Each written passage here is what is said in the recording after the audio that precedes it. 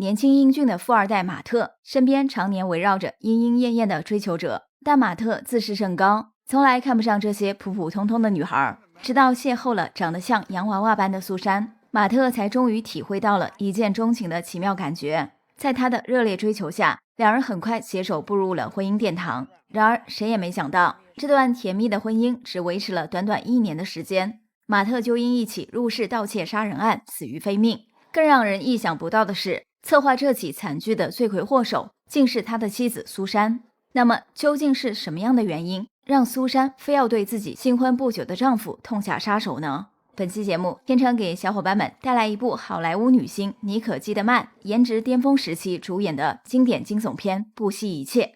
影片的故事发生在上世纪90年代，女主角苏珊生活在美国南部的一座小镇上。自从嫁给高富帅马特之后，原本家境普通的苏珊便过上了人人艳羡的阔太太生活。她每天的主要事务要么是逛街购物，要么就是开着豪车四处兜风。可是这种单调无趣的生活很快让苏珊感到乏味和厌倦。更令她倍感不爽的是，自从结婚之后，周遭绝大多数人都称呼她为马太太而非苏珊，这让从小就人格独立且富有野心的苏珊感受到了一种即将失去自我的危机。在一次家宴上，苏珊偶然得知当地的一家电视台打算录制一档花样滑冰的节目，马特的姐姐玛雅自小练习冰上芭蕾，因此受到电视台邀请，将要参与这档节目的录制。苏珊在得知这个消息后，立时妒火中烧。在她看来，自己无论是容貌还是气质都远胜于玛雅，更应该被邀请上电视出风头。但电视台却舍优取劣，实在是有眼无珠。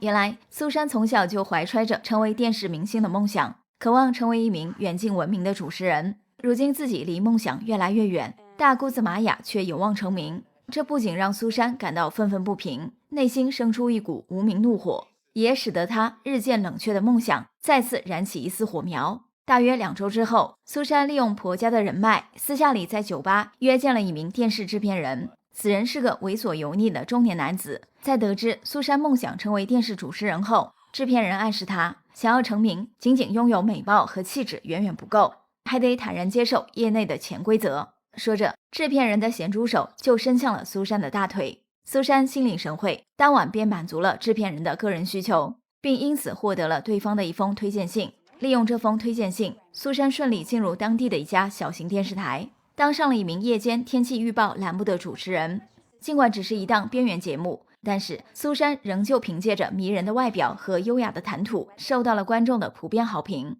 苏珊自然不满足于这种微不足道的成功，为了能够进一步提高知名度，她决定主导拍摄一部聚焦青少年心理健康的纪录片。为此，苏珊来到本地的一所高中，找来3名学生当志愿者，配合自己的拍摄工作。这3名学生分别是全校闻名的问题少年阿伟和卷毛，以及身材微胖的长发女生胖美。此后的2周时间里，苏珊除了独自撰写纪录片的脚本之外，就是和3名志愿者拍摄素材，每天忙得不亦乐乎，这让她的丈夫马特感到非常不满。马特想要一个孩子，并且父母打算将家族经营的连锁酒吧交由马特打理，因而马特希望苏珊能辞掉电视台的工作，以便于一边备孕一边帮自己经营酒吧。结果遭到了苏珊的断然拒绝。梦想被点燃的苏珊不愿就此放弃自己的事业，成为丈夫的附庸。不过她也不愿意离婚，脱离有钱有势的马特家族。见马特几乎每天都想逼迫自己就范，苏珊在思来想去之后，生出一个邪恶的念头。她决定干脆弄死丈夫，搬掉这块自己追逐梦想路上的绊脚石，然后继承对方的豪宅和财产。这样一来，她既有足够的时间搞事业，也不用担心钱的问题。下定决心之后，苏珊并不打算亲自动手，而是准备怂恿参与拍摄纪录片的高中生阿伟杀人。苏珊早就看出来阿伟对自己的美色垂涎3尺。早在苏珊第1次在学校见到阿伟时，阿伟就故意频频将圆珠笔碰到地上，而后借着捡笔的机会不断偷窥苏珊的裙底风光。在拍摄纪录片素材的过程中，阿伟的目光又一直歇在苏珊的身上拔不出来。苏珊对此洞若观火，像阿伟这种色胆包天又没什么头脑的愣头青，简直是绝佳的替罪羔羊。选定阿伟之后，苏珊趁着丈夫马特上班的时机，以讨论拍摄素材为由，将阿伟邀请到自己家中做客。为了避免丈夫起疑心，她还故意叫来了胖妹。阿伟和胖妹刚进门，苏珊又指使胖妹出门帮自己遛狗。等到胖妹离开后，苏珊就开始在阿伟面前卖弄风骚。不谙世事的阿伟自然无法抵挡住苏珊的诱惑，旋即与其缠绵在一起。两人苟且的一幕恰好被遛狗回来的胖妹撞见。苏珊对此倒也并不慌张，她早就发现胖妹从小缺爱，只要向她释放足够的善意，她就会对自己言听计从。果不其然，苏珊一番花言巧语之后，胖妹很快把她当成了知心大姐姐，自愿替她保守秘密，没有向任何人透露她和阿伟的私情。此后的1个月时间里，苏珊经常和阿伟私会，胖妹则负责帮两人打掩护。没过多久，阿伟对苏珊从刚开始的见色起意，渐渐变成了一往情深。苏珊见时机成熟，立即启动了谋杀计划。她先是发挥奥斯卡影后级的演技，向阿伟和胖妹哭诉自己经常遭受丈夫的家暴。阿伟听闻此言，顿时热血上涌，主动提出弄死马特，替苏珊出口恶气。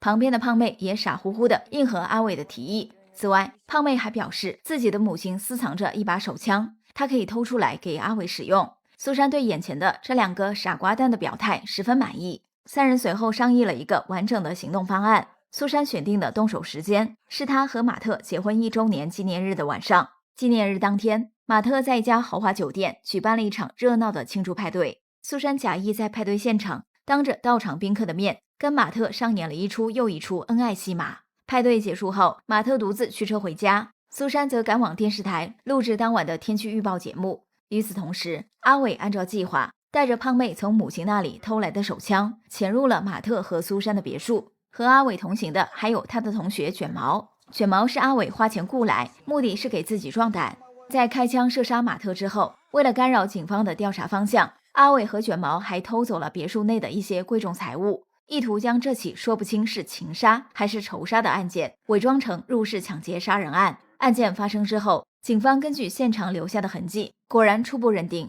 马特是遭到入室劫匪枪杀。当时的监控探头尚未普及，案发时也没有目击证人看到阿伟行凶，警方对案件的调查很快陷入了僵局。苏珊则再次发挥奥斯卡影后级演技，完美演绎了一个痛失丈夫的妻子角色，没有引起警方的任何怀疑。然而，马特的父母却没有被苏珊的演技欺骗。老两口从一开始就反对马特和苏珊的婚事，但最终没能劝住情迷心窍的马特。等到马特和苏珊结婚之后，马特父母愈发察觉苏珊不是一个简单的女人，对方性格执拗且行事偏激，像一颗定时炸弹，仿佛随时都会爆炸。如今马特突遭横祸，老两口不得不怀疑此事和苏珊有关。在他们的强烈建议下，警方派人对苏珊实施了暗中监视，果真发现了异常状况。这天晚上，阿伟和胖妹主动找上门，询问苏珊接下来该怎么办。苏珊对两人的到访没有任何心理准备，赶忙神色慌张地将他们打发出家门，并叮嘱他们最近不要再联系自己，以免被警方看出端倪。暗中监视苏珊的警员感到事有蹊跷，随即对阿伟和胖妹的身份展开了调查。结果发现这2个人以及另一个名叫卷毛的高中生经常和苏珊聚在一起拍摄纪录片素材。随后，警方以查案为由，从电视台拿到了苏珊拍摄的全部素材，其中的一些视频片段清楚拍到了阿伟望向苏珊时的暧昧眼神。在察觉两人的关系非比寻常之后，警方立刻将阿伟控制住，并对其住处展开了搜查，最终找到了多张阿伟和苏珊的亲密合影。面对警方的盘问，阿伟承认是自己开枪射杀了苏珊的丈夫马特，不过他否认是受到了苏珊的唆使。在阿伟看来，杀死马特是一种正义之举，原因是马特有过殴打妻子的行为。承认完罪行和杀人动机之后，阿伟又供出了协助作案的胖妹和卷毛。警方随后又在胖妹的家里搜到了射杀马特的凶器手枪，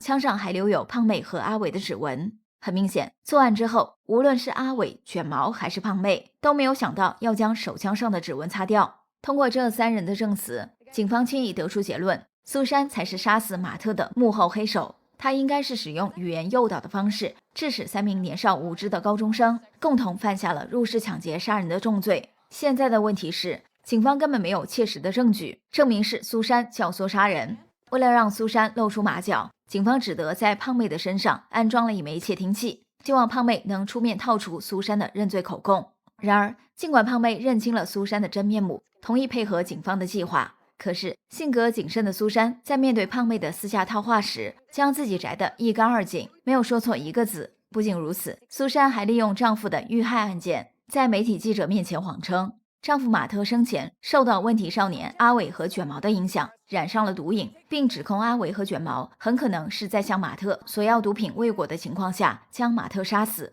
由于阿伟和卷毛此前确实有过吸食毒品的恶习，而马特的尸体又早被火化，无法进行尸检，所以警方无法判断苏珊证词的真假。媒体记者和吃瓜群众则对苏珊的说辞深信不疑。就这样，经过这番炒作，苏珊迅速窜红，成为了当地家喻户晓的电视人物。没过多久，就有一名自称电影制片人的中年男子主动找到苏珊，说是想为他量身定制一部电影，前提是苏珊得接受业内的陪睡潜规则。早有经验的苏珊欣然接受了对方的要求。第二天，她独自前往这名制片人位于郊区的湖边别墅送温暖，结果发现约她的中年男子并不是什么电影制片人，而是一名黑道杀手。原来马特的父亲从警方口中得知，很可能是苏珊唆使3名高中生杀害了马特，但是警方因证据不足，难以对苏珊采取措施。马特父亲在愤怒之下，花钱雇佣了一名黑道杀手，将苏珊骗到了自己名下的一栋别墅。见苏珊准时赴约，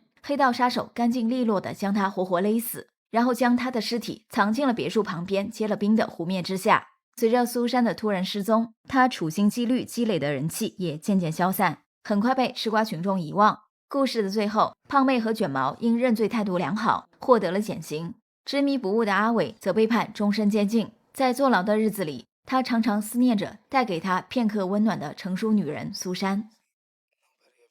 不惜一切上映于遥远的1995年，故事比较简单，这也是那个年代好莱坞惊悚片电影的一大显著特征。天成此前解说过的《致命诱惑》《遇海潮》《爱人别出声》《体热边缘》《聂文》等，都是这类情节不复杂但又散发着独特魅力的作品。就这部电影而言，片中妮可基德曼的角色其实很值得玩味。现实中像他这样对一切的人和物极度冷漠，没有任何道德约束，只是一门心思的追求自我欲望的人并不少见。好啦，今天就到这里吧。喜欢我们节目的小伙伴别忘了点个关注，让甜橙的声音长期陪伴您吃饭、开车、睡觉、洗澡、化妆、做家务。下期见。